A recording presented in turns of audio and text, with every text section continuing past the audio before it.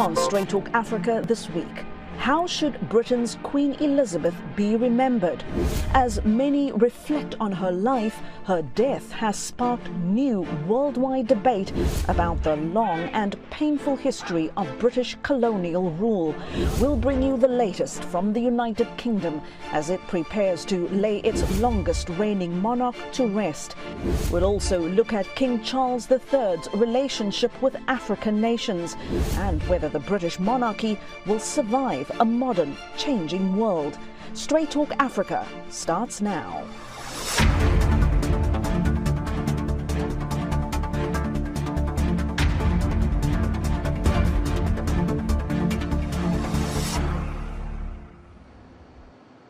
Hello there and welcome. Thank you so much for joining me. I'm Haydé Adams.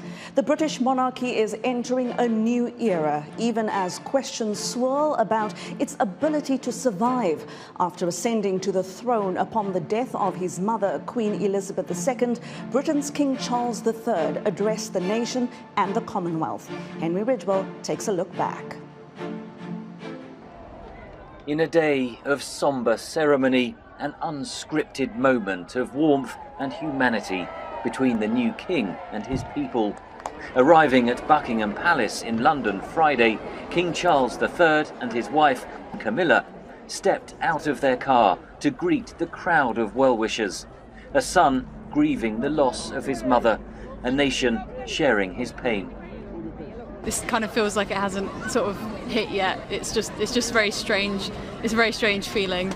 Upset, emotional, wondering what's going to happen next. It's quite a very sad day for the country. We've known the Queen for almost part of our life. It's going to be very different for us we've always said the Queen, the Queen, the Queen. But I guess we are going to adjust to calling Charles the King now. British lawmakers dressed in black gathered for a special session of Parliament. While she understood the inescapable nature of duty, which sometimes must have weighed upon her heavily, she also delighted in carrying it out, for she was the most devoted monarch. King Charles III then held his first meeting with the new Prime Minister, Liz Truss, in only her third day in the job. The King then addressed the nation from Buckingham Palace. As the Queen herself did with such unswerving devotion, I too now solemnly pledge myself, throughout the remaining time God grants me, to uphold the constitutional principles at the heart of our nation. The King finished with a tribute to his mother. To my darling Mama, as you begin your last great journey, to join my dear late Papa, I want simply to say this: thank you. Thank you for your love and devotion to our family and to the family of nations you have served so diligently all these years. May flights of angels sing thee to thy rest. Across London, the choir of St Paul's Cathedral sang in memory of Elizabeth. 2,000 members of the public were invited to attend the service. The modified national anthem was sung officially for the first time, God Save the King.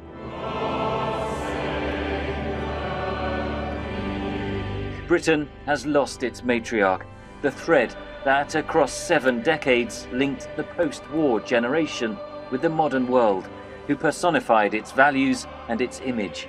The grief is felt deeply.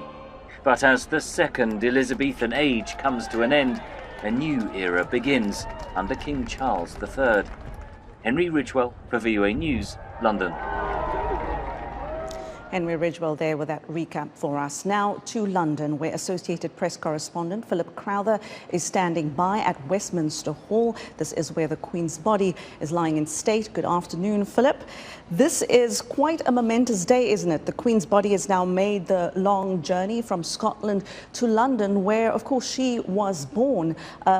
What is the feeling amongst the British public today?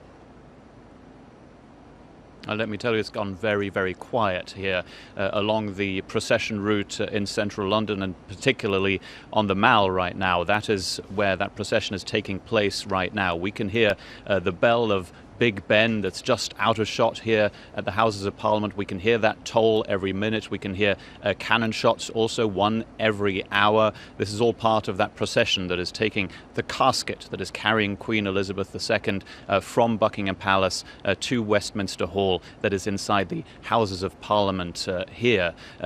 Those people lining the route right now, they have spent a long time to be able to see this moment, a very solemn moment for the people of the United Kingdom, and of course a particularly somber moment for those who are accompanying that casket. The casket right now on top of a horse-drawn gun carriage, and the members of the royal family that are accompanying it. Of course, King Charles III, who has had a very difficult, of course, few days, and a very busy few days for him as well, taking up this role as king and having to go to many, many places. We saw him in Edinburgh, also accompanying the casket of the Queen. He has gone to Belfast as well, and will also be going to Cardiff to receive condolences there. He is right now walking behind the casket that is carrying his late mother. Alongside him, his siblings as well. That includes Princess Anne, the Princess Royal. She has accompanied the body of the late Queen throughout her journey from the Balmoral estate in the Highlands in Scotland to London right now, and eventually, of course, after the state funeral, to Windsor Castle on Monday. Also part of that procession are the sons of King Charles III, William, first of all, who is now the Prince of Wales, the heir to the throne. Harry is also there accompanying that casket. All of this meticulously planned, of course. This procession left Buckingham Palace, the home of the Queen, at exactly 22 minutes past the hour. This procession will arrive here at the Houses of Parliament for a short service, and thereafter the lying in state of the late Queen will begin here. Philip, very briefly, we have very little time. I just want to know, what do you know about the funeral arrangements, who's expected to attend, and will the public be able to take part? Well, the public has had many opportunities and will have more opportunities over the next 4 days to see the casket during this lying in state. Here at Westminster Hall, there will be 4 days for people who have been lining up for days already to be able to pay their respects in person. There was also the possibility for people in Edinburgh to see the casket inside St. Giles's Cathedral for a period of 24 hours. They will not be allowed to the state funeral. That is for dignitaries, it is for heads of state, it is for royal family members from around the world. We know that, for example, US President Joe Biden and First Lady Dr. Jill Biden will be here, and so many other heads of state. But what we're seeing right now, just the other side of the river, in fact, here, the River Thames, is the first people, well, they have been queuing for days already to get that opportunity to see this casket and to pay their respects in person. That period will begin in a few hours' time, once that casket is inside Westminster Hall.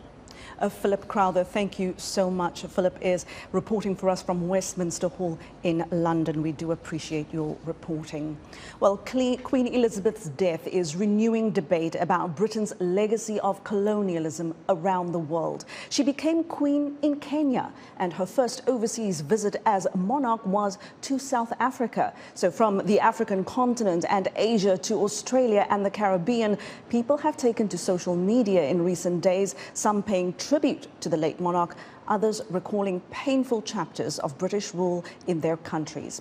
In Kenya, some analysts say while Queen Elizabeth helped steer the end of Britain's rule in the East African nation, colonialism left lasting wounds. Juma Majanga reports for us from Nairobi.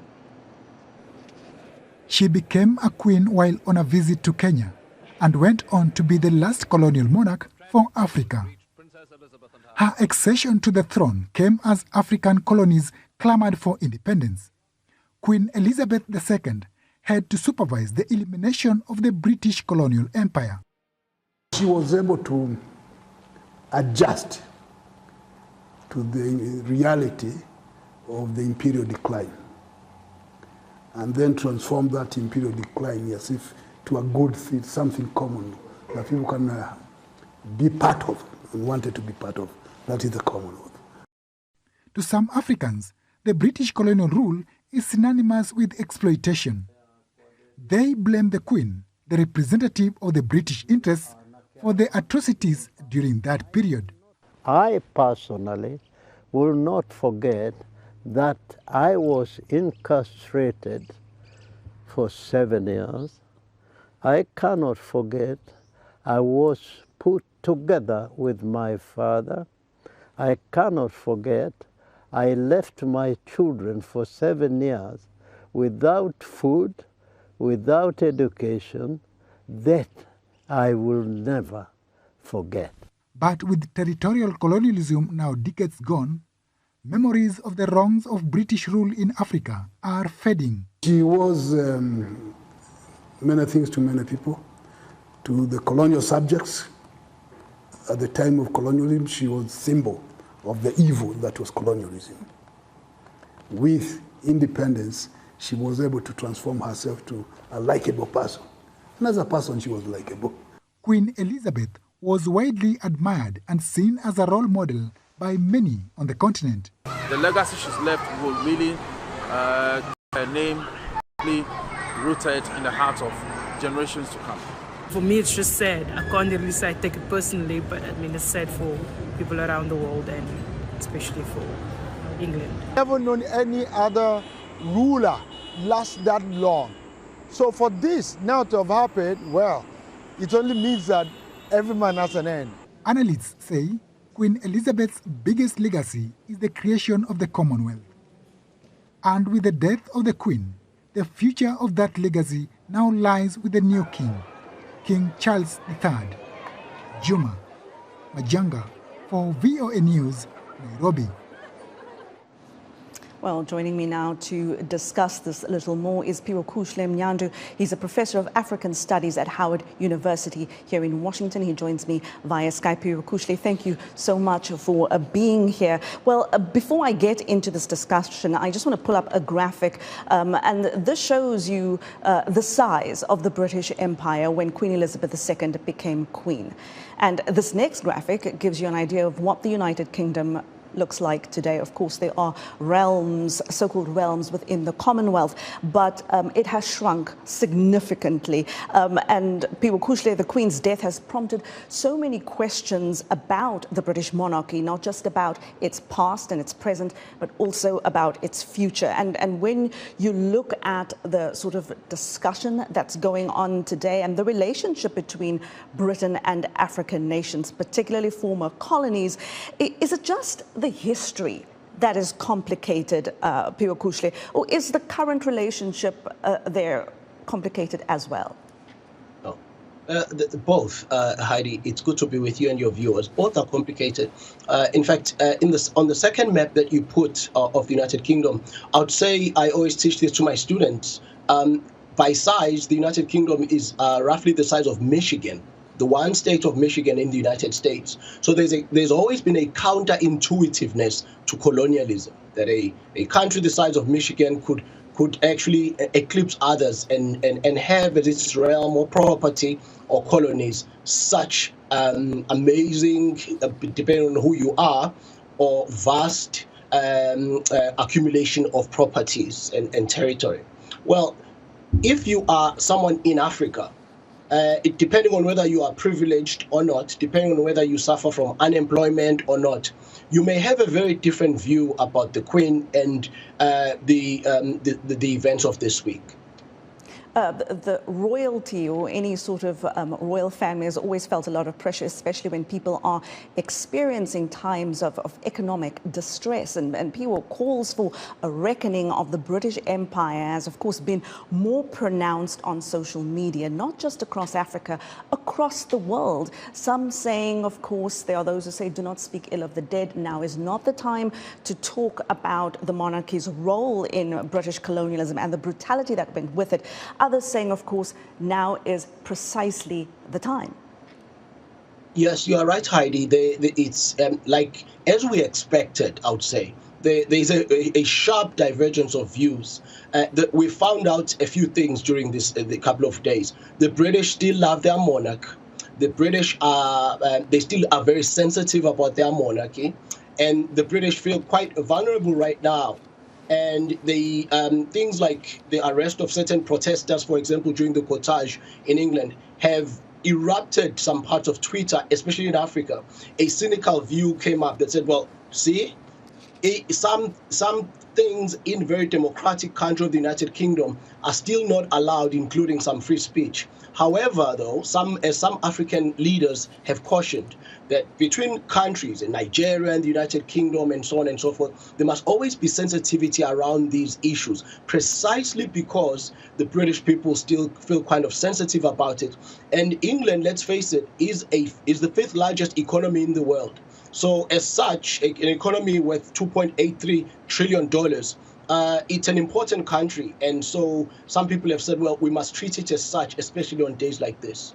Well, it does, Phiwokuhle, appear quite confusing to some when you see some African leaders, many of whom know firsthand, or the generation just before theirs, know firsthand what it was like to live either under British colonialism or live in the after effects of it. But they've been sending tributes to the Queen, and of course this is very respectful, it's statesmanlike.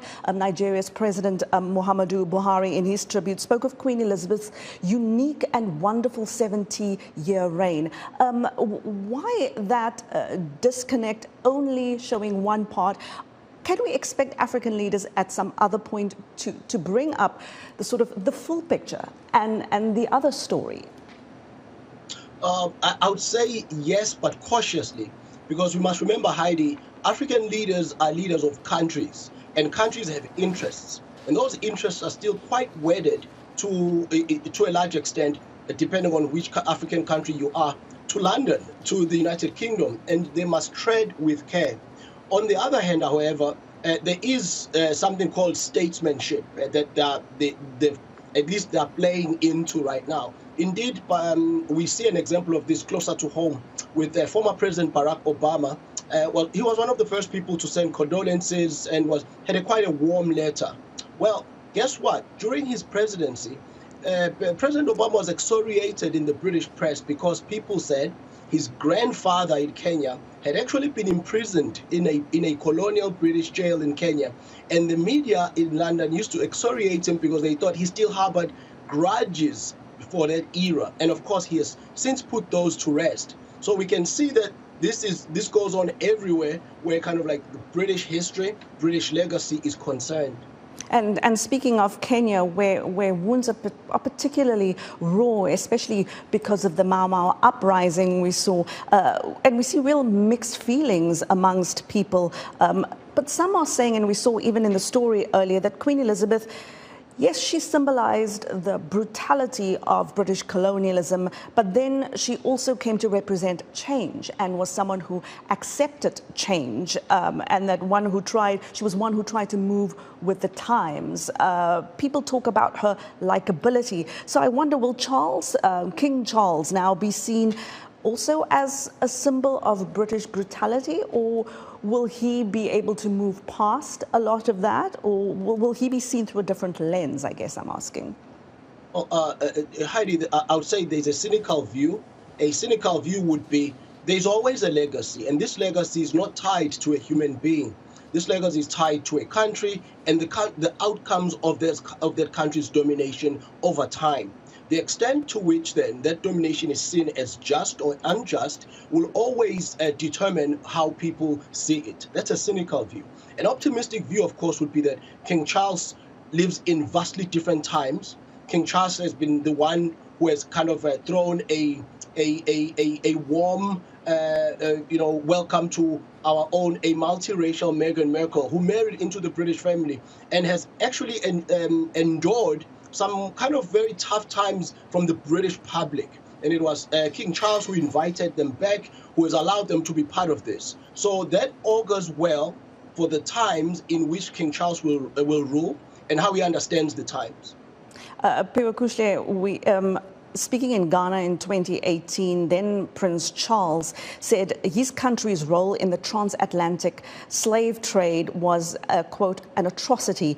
And he's also spoken out on other occasions about the need for Britain to really acknowledge its deeds in the past. But that's quite a long way from an apology, isn't it?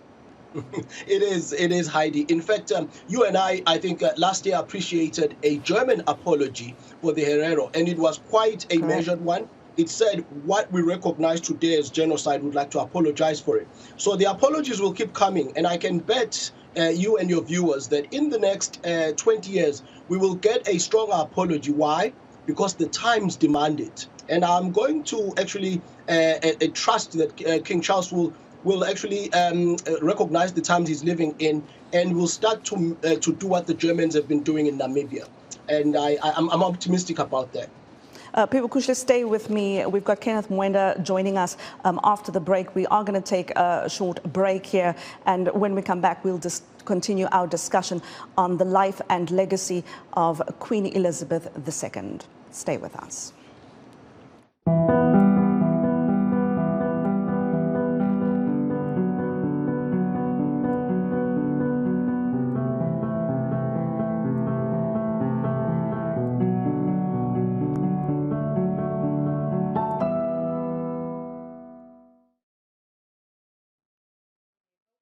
Covering the continent every day from east to west, north to south. That's VOA Africa 54. We bring you the latest news and development from Africa.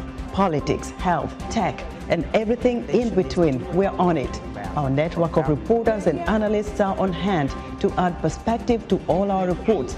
Join me, Esther Githo-Ewart, Monday through Friday, right here on VOA's Africa 54. Welcome back to Straight Talk Africa here on the Voice of America, and we continue our focus on the death of Britain's Queen Elizabeth and the debate around the monarchy's past, present and the future relationship, especially with African nations, which many of whom are former colonies. And we asked our Facebook followers about this. We asked, do you think the new monarch, King Charles, should engage Africa differently to boost relations between the empire and the continent? And here is what some of you said. Augustine Kapela Bolungu from Zambia says, tell him to rule in the modern world today where he should expect less, give out more and listen more, even slimming the empire. Isaac Denams says, Africa is already in neo-colonialism. Its leaders still connive with their former masters to share the people's resources. And then this comment from Fode Brima, the same trend will continue. Africa didn't prosper in the Commonwealth under King Charles. African members should withdraw as there is no wealth to share. That is a very interesting point and leads me to my next question. But first, I want to welcome here to the conversation Kenneth Mwenda. He's a professor of law at the University of the Western Cape in South Africa and happens to be right here in studio with me. Kenneth, welcome to the conversation. Thank you so much, Haydé. And on Skype, we have with us Phiwokuhle Mnyandu, a professor of African Studies at Howard University. Gentlemen, I want to get to this point about the Commonwealth and particularly this part about the wealth that is to share. But Kenneth, the Commonwealth is referred to as a political association. What's the political association that is needed here, and what does this club do for African countries? Yeah, thanks, Haydé. The Commonwealth is an intergovernmental organization and primarily to promote cooperation between member states. But there are no obligations between or amongst member states, unlike the United Nations. So whilst the Commonwealth has a charter for Commonwealth which just talks to aspirations, there is no a treaty that sets up the Commonwealth. It's sort of a gentleman's agreement where you come to the table, have a cup of tea, and then discuss about various issues that can help move your countries forward. So recently, for example, we have had Togo and Gabon join the Commonwealth. Correct. And before that, we had Rwanda. These were mainly Francophone countries. Initially, the Commonwealth started off around 1926, mainly for Anglophone, former English colonies and protectorates. So the number now stands at 56. So like I said, there are aspirations to move forward in human rights, democracy, education, gender, and so forth. So that's in contrast to what you find with, for example, international financial institutions, which will grant loans for development or grants for development. That's a different scenario. So this is more for governance and political aspirations. Phiwokuhle, what does it tell you that the Commonwealth has expanded in Africa, countries with little to no historical relationship with Britain, now joining the Commonwealth? Well, I think, African countries and African people in general are a fellowship people. I think if we look at the circumstances under which Rwanda joined, it had fallen out with its former colony, France, and they changed their official language to English, which has been beneficial for the growth of their economy. So coming into an English-speaking realm for some countries is an economic decision than a political one. In the case of the other two, it helps to join a body that is the largest number of African nations. So some of these are actually local political decisions, and some of them also as to extract certain, let's just say, concessions if they're undergoing negotiations with France Afrique, or in other words, other French-connected bodies. Gentlemen, I've got very little time, so I'll give about a minute or so to each of you on this. What is the single most important thing that King Charles III can now do to strengthen or improve relations with African countries? What can he do differently? I think Charles III is filling in, first of all, big shoes. Queen Elizabeth had, the reactions are sort of mixed in terms of, how people have reacted to her passing. The good sides and, of course, the criticisms. But I think Charles has to define his own leadership signature. Queen Elizabeth, for example, despite the sort of dark history of the British Empire, contributed somewhat to the liberation of Southern Africa, using soft power in the background, very diplomatically. For example, if you look at her relationships as the monarch with President Mugabe, Mugabe would criticize Tony Blair and Gordon, but not the Queen. They each had mutual respect for one another. So Mugabe was able to distinguish between the monarch and the government, as certain decisions of the government are not necessarily reflective of the Queen or the King himself. So Charles has to pick up from there. Oh, we remember Robert Mugabe, Tony Blair, we'll never forget that. Phiwokuhle, what's your take? My take is the times are different. The United Kingdom is no longer the power it used to be. There are other powers on the African continent with which the Africans have to contend, but the United Kingdom is still the 5th largest economy, and it holds a lot of sway, especially financially. The city of London is still quite influential, and sitting at the helm of this is a head of state, King Charles. But there's also always a British Prime Minister to deal with on these things. So the United Kingdom is still an important country. However, it's not as important as it used to be, and it's something sometimes we've seen this week the British struggle to come to terms with. These are interesting times, gentlemen. We'll see how King Charles takes over now and leads in the footsteps of his mother, or will he do it his own way? Kenneth Mwenda, thank you so much for being here. Phiwokuhle Mnyandu, thank you for joining us. I'll be back, gentlemen, and I'll want to have you as guests on the show again. Thank you so much for your time. You're welcome.